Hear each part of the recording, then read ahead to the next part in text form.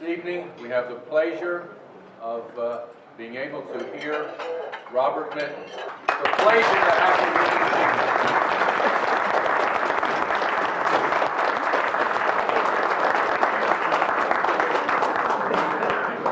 us. Good evening. I would like to extend a very special thanks to CULTinfo for your commitment to continuing the fight against the evils of cults and for having the courage to sponsor this conference. I very much extend my best wishes for the success of your organization. I would also like to thank you personally for having me as a speaker at dinner tonight. Given the recent controversies that I've been involved in, I'm sure this also took a little bit of courage. I am a director of FactNet. We too are a counter-cult group, and we are part of an ongoing strategy on the internet to disseminate information about cults. Most recently, our emphasis has been on defeating a dark and evil enemy, the so-called Church of Scientology. Scientology dislikes the internet. It dislikes FactNet. It dislikes me, and it dislikes this conference. One of the major problems of Scientology is that its special brand of evil dislikes any attempt by anyone to expose the true criminal nature of this pernicious cult. I can assure you, however, that I am here tonight continuing to do just that. More often than not, when we detail the dark activities of Scientology, we concentrate on the more obviously outrageous legal and constitutional rights violations by Scientology's Office of Special Affairs, or OSA. Truly, these acts by Scientology's self-styled police force are evil, their hypocrisy the most notable, and it is easiest to express outrage against this level of Scientology crimes. It is OSA that targets critics, like me and organizations like CULTinfo. There is more than enough information available on OSA's outrageous activities on the internet, and I will not burden you with a further litany of their abuse. However, before I get into the main topic of my speech, I do wish to share with you some insights into Scientology that came about last summer as a result of 15 hours of meetings with top Scientology officials.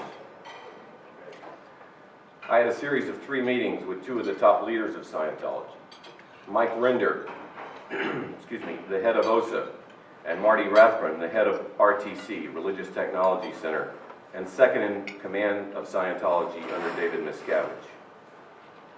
I agreed to these meetings because at the time I naively thought that it might be possible to carry on a dialogue with these people for the purpose of bringing about reforms of some of their more obnoxious and abusive practices. Without boring you with the details of these meetings, I concluded by the third and last one that communicating on any rational level with these and any other Scientology leaders was next to impossible. The arrogance and disdain with which they treated me during these meetings was born of a firmly held belief that anyone critical of Scientology is nothing but a hindrance to their forward progress, something to be neutralized in any possible way. I was an irritant, and theirs was an unshakable belief in the infallibility of the technology created by the failed artist L. Ron Hubbard. Since these meetings, Scientology has stepped up its attacks on me. But I'm not the kind of person who has tended to avoid confrontation. Although the Scientologists have done everything in their power to complicate my life, I have no intention of turning my back on their brand of insidious evil. Scientology knows this, and they intend to stop me using whatever means they can possibly try. But what has happened to me is only one example of many tactics used by Scientology on its critics, and generally to keep the outside world at bay. Indeed, the external-facing Office of Special Affairs is the only part of Scientology that anyone on the outside really ever encounters. It is extremely important to realize that none of us outside the tightly controlled world of Scientology are ever allowed even a glimpse of the true face of Scientology. OSA personnel are assigned to attend conferences like this to monitor the activities, report back to their superiors with a list of attendees, and if possible, to introvert Scientology critics, many of which are here tonight. The people who carry out the harassment and intimidation of critics are all OSA personnel, or OSA-hired investigators and agents. People on the internet never speak to anyone who has not been specifically assigned by OSA to be there and handle critics. OSA, therefore, is the interfacing entity between the Scientology world and the real world. There is rarely even the slightest ripple in the mirror-still waters of Scientology's slick public image. To listen to any of the OSA operatives here tonight, one would think they live in a constant state of happiness and complete fulfillment. However, there is only one way we can really catch a glimpse of what life in Scientology is really like, particularly in the totally closed world of the Sea Org and OSA. Our avenue to this information is via the people who have been there. It is painful, emotionally difficult work to come to an understanding of Scientology. However, it must be done to become an effective critic and to educate others as to the dangers and evil of this organization. I have read many of the testimonials by former Scientologists on the internet, where these heartbreaking stories have been posted. I decided to seek out some of these people and find out for myself what had happened to them. This learning effort has required a large dose of introspection on my part and a willingness to empathize and appreciate the emotional devastation that has occurred to people at the hands of Scientology. I have gained incredibly valuable insights from my long discussions with both current and former high-level Scientologists about what it is like to be in this cult. Many of these people have become good friends of mine, and I have been able to see that far from being in any way discredited by their experience in Scientology, they have an insight into the dark side of human nature that it would benefit all of us to comprehend. We need to embrace these people as equals, and hear, but most importantly, understand what they have been through in this organization. They have literally looked into the eyes of the devil. They have seen the face of pure evil. They have a powerful and frightening story to tell, and we must listen to them and understand the true nature of Scientology through their own hearts and minds. One former member has told me of being imprisoned behind barbed wire and guarded by police dogs 24 hours a day. He tried to leave, but was physically restrained and deprived of sleep and nourishment until he became compliant. Gradually, as he was subjected to ever-increasing levels of indoctrination, he felt that his soul lost everything of meaning. Much later, he came to realize that he was being used by something narcissistic and utterly evil. His soul had literally been cracked by Scientology. He came to feel that he had lost everything for the sake of this organization and that life outside of the cult was not possible. However, because reincarnation is part of the Scientology cosmology, the only hope for escape from this organization was death. He had conversations with others in the Rehabilitation Project Force, or RPF, which is Scientology's political prison. They agreed that when they died, and after they were reincarnated, they would wait as long as possible to have a chance to see what a life was really like in the real world, and report back to Scientology as late as possible in the next life. They were condemned to return to Scientology life after life, but they would put it off as long as they could. This was the level of psychological despair to which these prisoners had reached within this organization. Another former Sea Org member told me of the horrifying story of being assigned to the RPF during one of Scientology's many purges. She was pregnant when she was sent to the labor camp. She, along with all the others, were forced to do extremely strenuous physical labor for 30 hours at a time, with only 3 hours off until the next shift. People became so exhausted that they would fall asleep while working and injure themselves with their hammers, saws, or other tools. Often they were forced to sleep on the roof of the building they were working on in pouring rain. They were utterly degraded as human beings, allowed minimal nourishment, very little sleep, and many became extremely ill and feverish because of the concerted pattern of abuse while their immune systems were already severely compromised. They were being punished, she felt, because of the paranoia of Scientology's leadership. My friend told me she was terrified that she was harming her baby and begged her captors to be allowed to sleep and eat for the sake of the unborn child. But no one was willing to risk non-compliance with the orders of senior management. She finally escaped from the RPF, but her baby had already been damaged.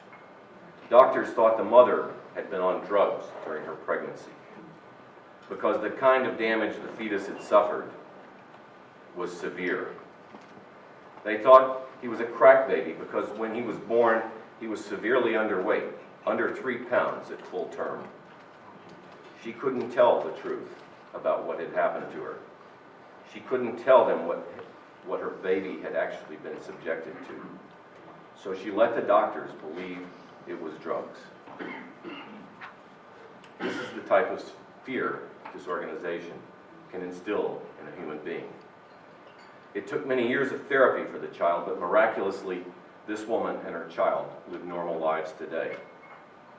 Another woman has told me of the constant terror in which high-level Sea Org members live, the unbelievable paranoia of senior management, in which any criticism at all is taken as clear and convincing evidence that the staff member is working for an enemy of Scientology. She was assigned to the RPF after she voiced strenuous disagreement at the way senior management was treating staff members, not allowing them to sleep for days at a time, subjecting them to devastating interrogations, bringing staff members to the breaking point with lack of sleep, no food, and vicious interrogations and beatings. She described several times in which the treatment brought her to the brink of actually losing her mind, times during which she could not remember who she was, times during which she couldn't even remember anything about her own identity and past. Without question, they were trying to break her to keep her from being a threat to Scientology. Tragically, we will never have a chance to hear Lisa McPherson's story of imprisonment and abuse, or why it happened to her. Scientology succeeded in literally destroying her life. Several women have told of a heartbreaking series of abortions they were forced to undergo on orders of senior management, because L. Ron Hubbard's view of children was that they are nothing but a distraction from production. These women were considered to be disobedient for having become pregnant, and were not only ordered to have abortions, but were given no financial assistance at all. Thus, one woman told of having to spend the day waiting in line to obtain Medicare, having to lie about her circumstances so that Scientology would not be linked to her abortion or her poverty in any way. Some of these women had multiple abortions and finally escaped when they became pregnant again and could not bear to abort another child. The scars of such experiences can never be erased. Other friends of mine have told of senior management's obsessions with illegal weapons, stockpiling AK-47s, Uzis, and other types of arms, and of afternoons spent conducting shoot-a-thons using photographs of critics of Scientology and blown staff members as targets. Moreover, Scientology has virtually unlimited funds. They boast of spending $1 million a week to pay high-priced attorneys and private investigators to intimidate and harass critics and former members. Their cynicism and relentless vindictiveness knows no boundaries, and they will stop at nothing to destroy anyone who tries to stand in their way. Given all of this, it is difficult enough for someone coming out of this devastating experience of Scientology. From what these people have described to me, and mind you, these are the lucky ones, the ones who are strong enough to pull away from Scientology. They come out of this nightmare terribly disoriented, psychologically and emotionally numb, and with no clear understanding of what has really happened to them. This gives rise to a succinct definition of a Scientologist: an individual who has been subjected to the behavioral modification techniques of Scientology, but doesn't have the slightest idea of what has happened to them. For many of Scientology's victims, the stigma of being a Scientologist is so ingrained by the cult's indoctrination that it can never be erased. For others, only competent exit counseling, intense therapy, and time can repair the damage associated with having been a Scientologist. A key purpose of the counseling and therapy is a greater understanding of the Scientology experience, one which is not simple for anyone I have ever known who has been in Scientology to verbalize. So what are some of the characteristics of the Scientology experience on a conceptual level? These are some of the characteristics that have helped me to understand the basic sociopathology involved in this cult. If you don't want people to recognize that you're a predator, intent on possessing everything they have as your own, put on a kindly voice, make them laugh at things that have given them trouble, flatter them, and offer them help in removing whatever is blocking them from living a life of greater abundance. If you don't want people to recognize their true vulnerability to outside influences like you, tell them that in reality they are completely separable from any aspect of themselves that they consider vulnerable. Tell them that their essential nature is both non-material and static, which implies that they can't really be affected by anything.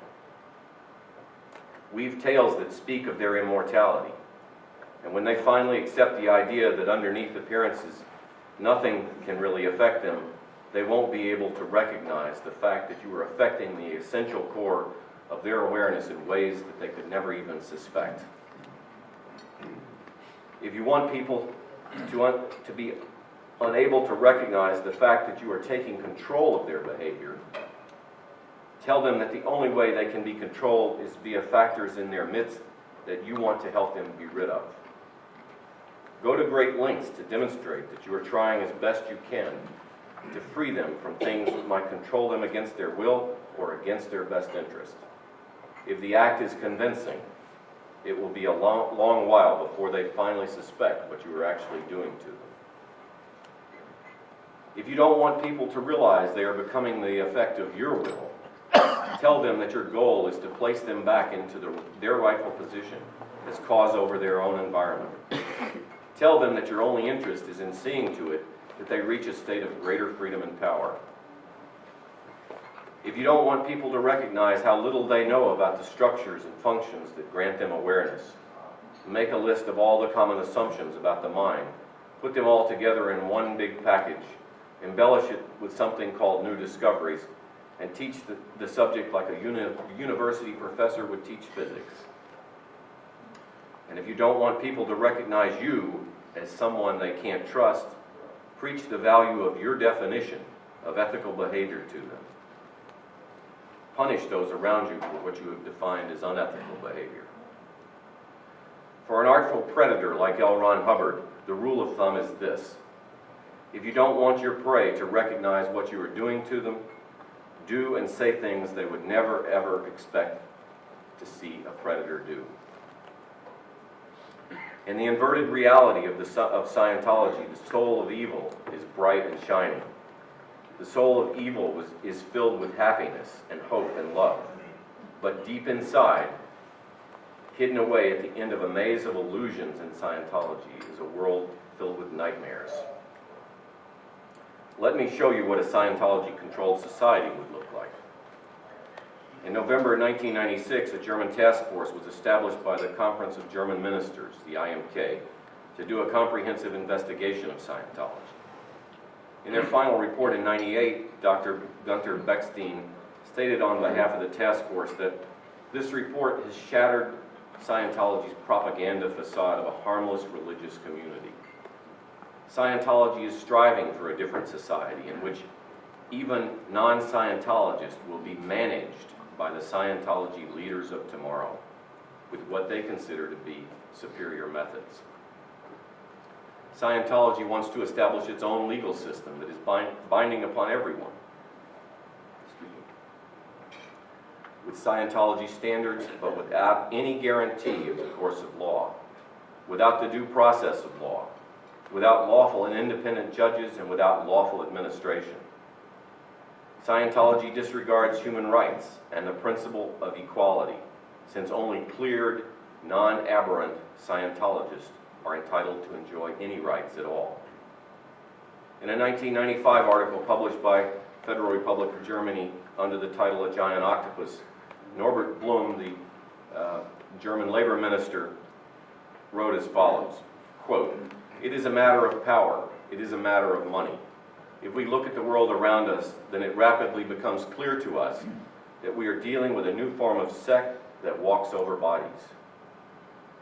I'm thinking of the mass murders of the Solar Temple in Switzerland, the Aum sect in Japan, or the Davidians and militants in the United States. They fight their own battle and conduct entirely personal wars. We must prepare for this type of war, because war is not just when people are wounded or killed. Those who subjugate people in their innermost selves are conducting vicious warfare. What I mean is the worldwide campaign of Scientology. There can be no pardon for that," unquote. Many in the United States consider it an exaggeration to compare Scientology in any way to Nazi Germany. Yet clearly Germany today sees Scientology as an utterly fascist organization. Germany is doing everything they can to stop Scientology and other totalist groups because they recognize in them characteristics of another Nazi party.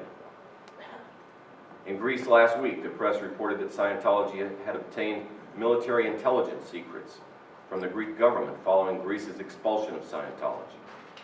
Following a statement by Scientology President Heber Jensch in Denmark last week that Scientology would be fully accepted in Europe during the next 5 to 10 years, Spanish officials the very next day, in their ongoing prosecution against Scientology, have requested 30 years of jail time for Mr. Jensch.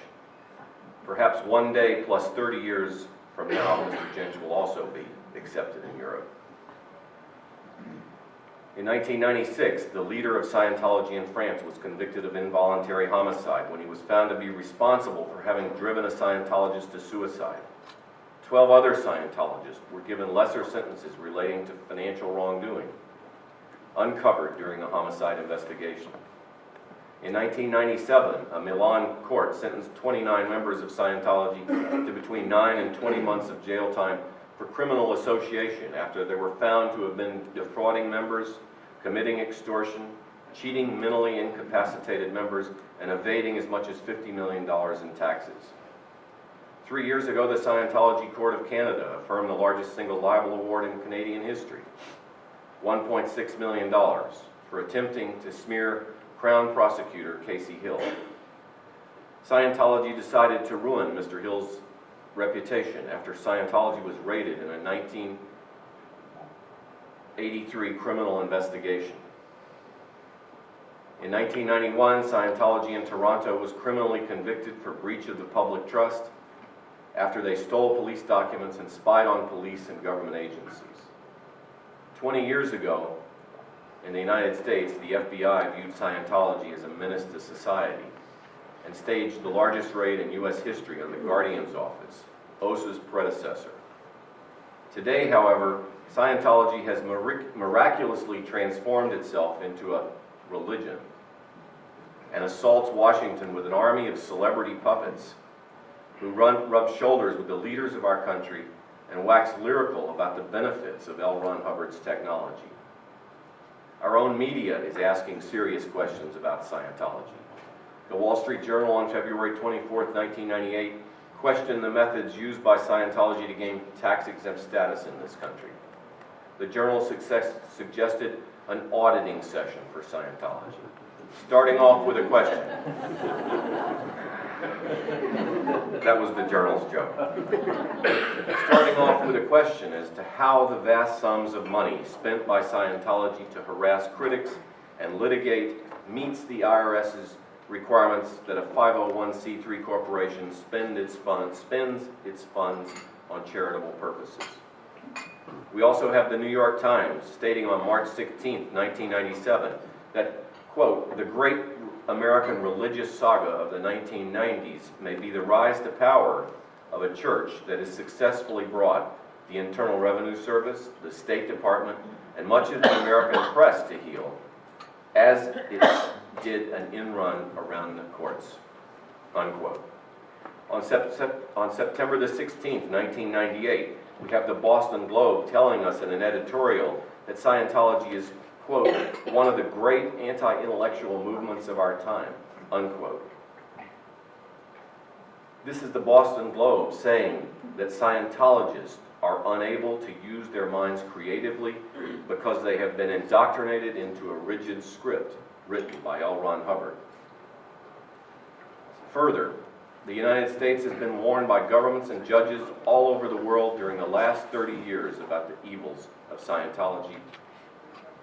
And yet we have other countries shaking their heads at the apparent naivete of our government. Clearly, a massive education effort is needed to enlighten our government about this cult. The internet can be extremely valuable in this education effort, yet I am concerned that supposedly informed internet critics are missing the boat. One critic recently wrote that Scientology is just a silly little cult that sometimes can be harmful, but by and large doesn't really do much damage to anybody. Others think it quite acceptable not to blame someone for being unable to understand Scientology. I strongly disagree with both of these sentiments.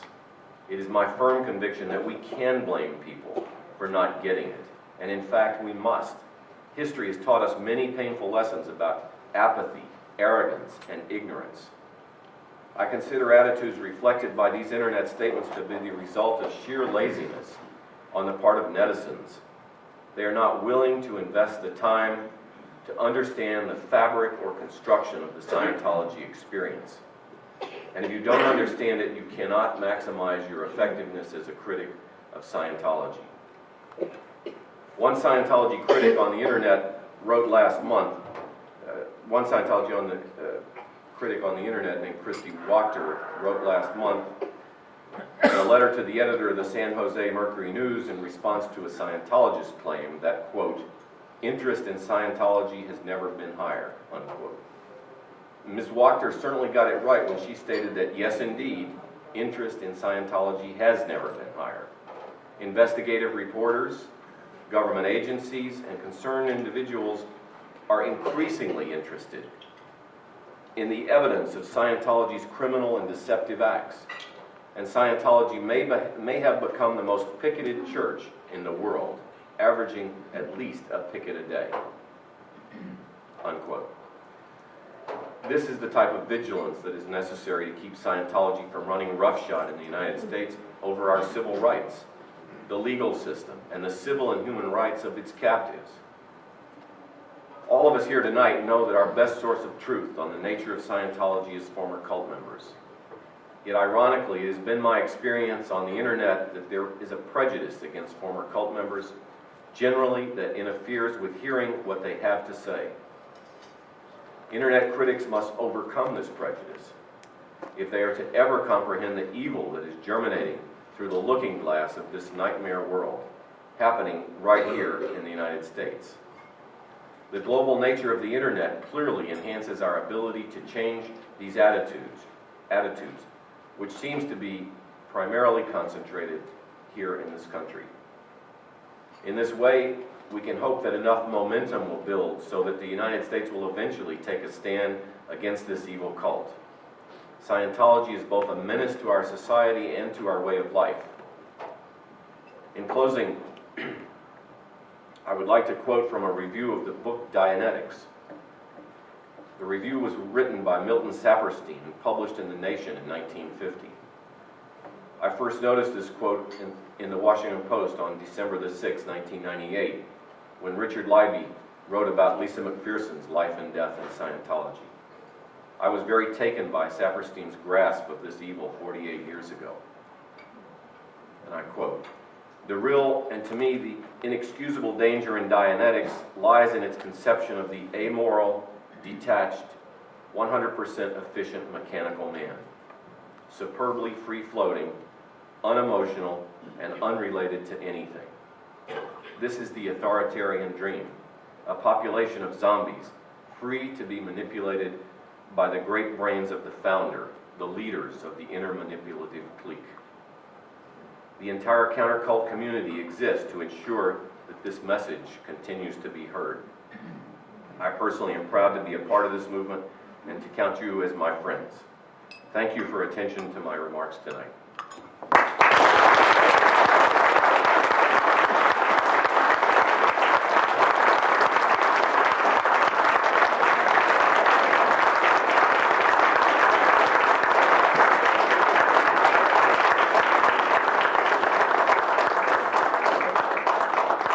Thank you, Bob Minton, for those gentle words.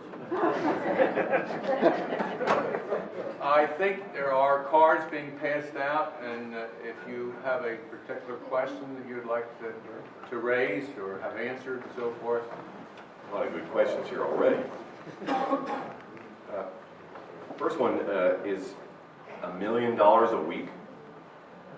Tell me how Church of Scientology gets this kind of money.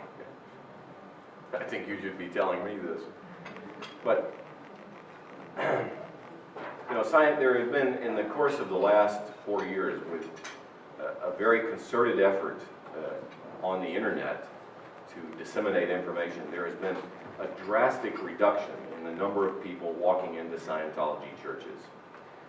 Now, Scientology, of course, will continue to tell you that their membership is growing, they're expanding, but one method of actually checking some of this information is people actually, on their pickets, are looking in parking lots and seeing far fewer cars than were there 4 years ago, or even 3 years ago, or 2 years ago. If you go to a Scientology church, you can sit there for hours, waiting for somebody to walk in. And the efforts that Scientology has made over the course of the last few years against its critics, against those who even go out and picket against the Church of Scientology. The Church of Scientology is now sending out its staff members to picket at the homes of these critics. This is causing a very serious disruption of their cash flow. However, from this source, Scientology has increasingly reached into the business community.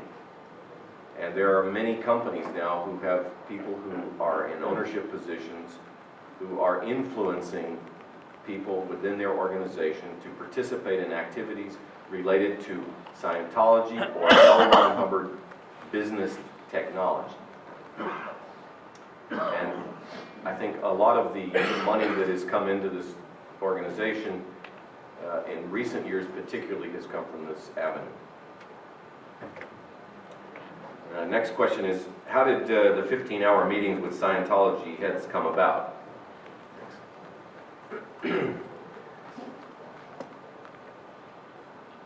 Well, one of the Scientology representatives who was here today, I haven't seen her here tonight, she may be. One night I called her up at her home. In fact, it was on Mother's Day.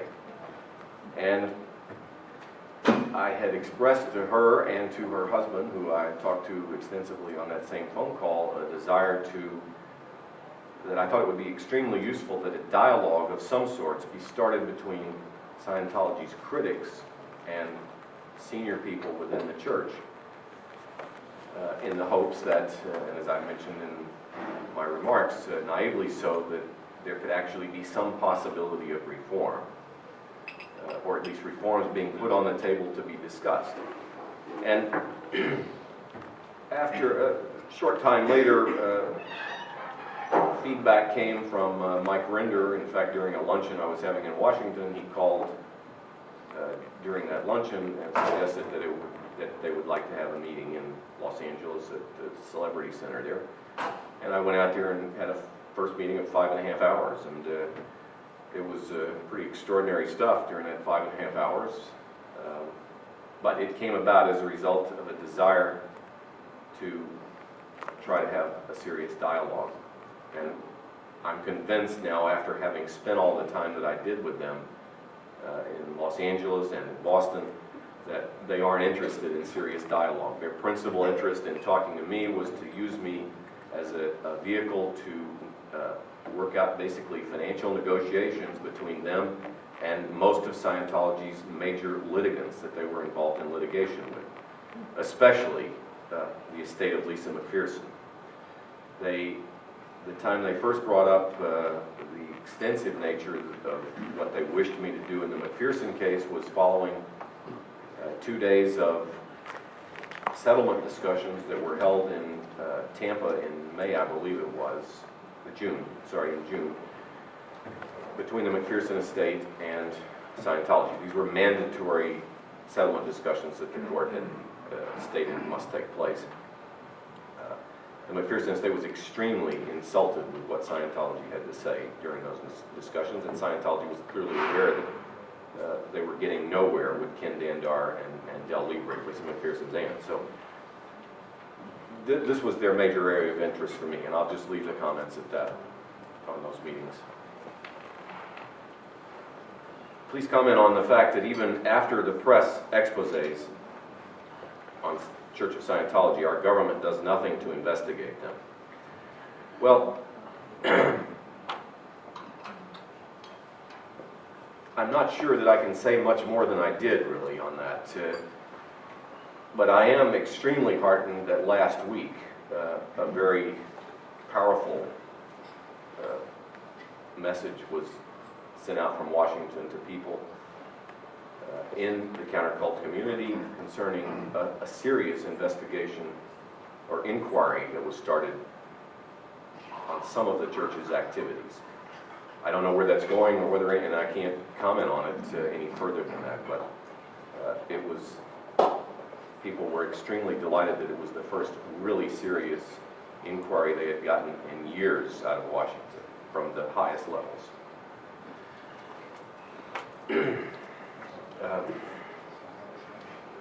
Of all the books on Scientology, which one do you most recommend?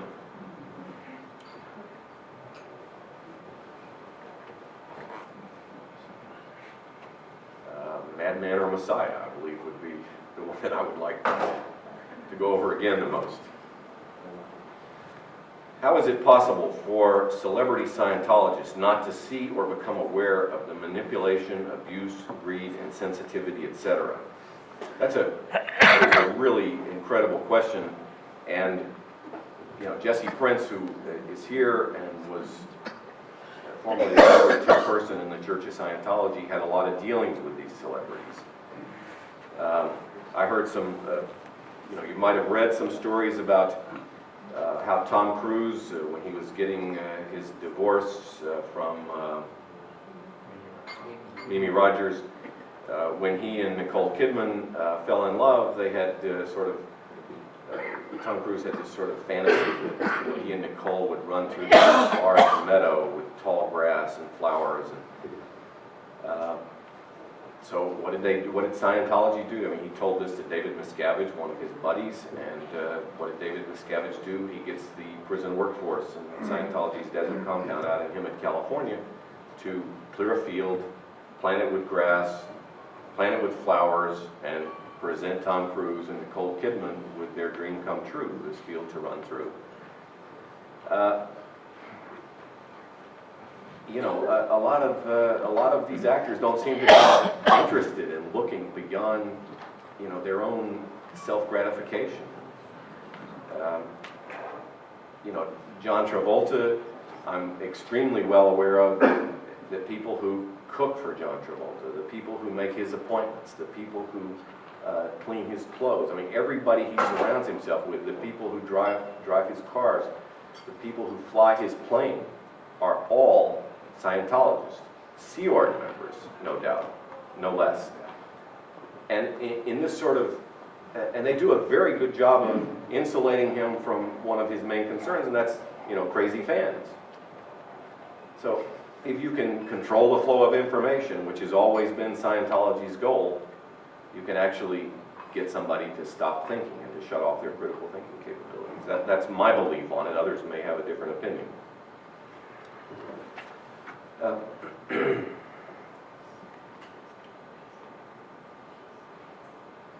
Dear Mr. Minton, I have your Boston Globe picture glued onto my wall. There are a few dart holes, No. And I must confess that I did not recognize you in person, respectfully. Well, I can tell you, I can give you an interesting comment on that. Being involved in this type of battle has been extraordinarily stressful for some time. And Grady Ward mentioned this today during our panel discussion, and I was surprised to hear this, but it's something that's also happened with me. I literally, over the course of the last couple of years, have put on about 30 pounds, so there'll be more room for the next dart. Is anyone working on our government to stop threatening economic sanctions against Germany, Sweden, etc. for those countries' firm action race Scientology? Which U.S. government official does this work? Well, I don't know the answer to that, but I will give you a statement in a different way. Last fall, during the International Monetary Fund meetings in Washington, one of my former business partners, who currently does work for several governments in the world, including the government of Nigeria, was in Washington, or was going to be in Washington for the IMF meeting. And in the 6 weeks before the IMF meeting last fall, he had been contacted numerous times, as he had been over the last couple of years, by Scientology detectives working on behalf of the church to harass and intimidate me and any of my friends. And they told him point blank that if you don't stop helping Bob Minton, we are going to try to destroy your business. And these people, through the Church of Scientology in Washington, D.C., delivered to the Nigerian delegation to the IMF meeting a dead agent pack, not only on me, but on everybody that I was associated with, a dead agent pack on the entire Nigerian government, claiming that the Nigerian government itself was so hopelessly corrupt, and this guy Minton and his cronies had, further strapped this country beyond belief by virtue of their financial activities going back to 8 or 9 years. Well, at that time, I posted all this information on the internet, and I said, maybe it's a good idea that somebody from the State Department actually ask Scientology, what business they have getting involved in international affairs. They went to an extensive attack on the government of Nigeria. So it should work the other way as well. Why can Scientology get away with this? And I don't have an answer to that. But I just thought that might be an interesting example of the type of things that they think they can do. With all the attention Scientology receives, how will the mass exodus of Scientologists be addressed? Well, what is happening what we are, I think what all of us, we're all here to try to address that problem with not only Scientologists, but any member of a crowd. It is not a process that is easy to help someone get out of these organizations, and if there was any sort of mass exodus, for sure, it would put an extraordinary strain on the resources that are available today in the counter-cult world. We at FactNet are trying this year to set up a sort of a halfway house for Scientologists who are coming out. We are getting increasing inquiries from Scientologists, especially via the internet, who have actually stepped away from this organization and gotten out and taken a hard look, and they're not liking the looking back in. So we're hopeful that during the course of 1999 we can actually make a small step in that direction, but there is an extraordinarily long way for all of us to go with dealing with any kind of serious exodus from these cults. Okay, there's 3 more here. Maybe I'll try to talk less. My daughter's friends don't think Scientology is a cult because John Travolta, Tom Cruise, etc. are members. How do we get the word out to the kids? Well, education is the most important thing, and I think Ron has clearly indicated this morning that his experience at Cornell University and how that got him into this movement in a way that all of us are extremely grateful for. That type of education is at an early age is practical, is the only way we can convince kids that organizations like Scientology, no matter who belongs to it, no matter what your friends think about it, is not a good thing to be involved with. Is it true you met with the Academy of Motion Pictures to assure something would not nominate John Travolta in playing playing something president in a civil litigation in this? Okay, well, I get the picture. Well, no, I didn't meet with anybody in the Academy of Motion Pictures, and if I had, they wouldn't have listened to anything I had to say anyway.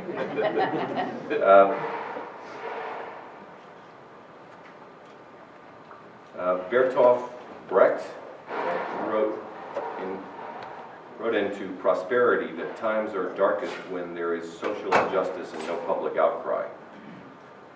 When in modern culture nearly the entire population is disenfranchised, how can we, sorry about my reading,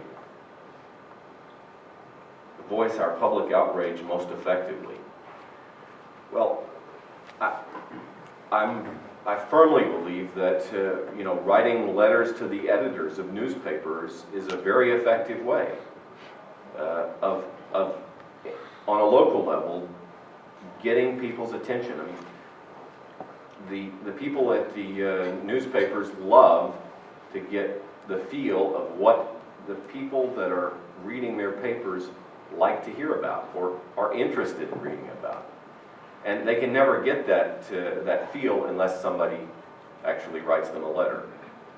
And especially when there's any sort of article about a particular cult, it's very, very, it would be very, very encouraging to their further efforts in these areas to hear from as many people as possible about how much they enjoyed this thing or some particular aspect of it, and perhaps suggesting areas that they might look into. And there is no doubt in my mind that most of these things are read very seriously by people in the Boston Globe, the New York Times, and they take readers' opinions very seriously. Thank you. That's all the questions here.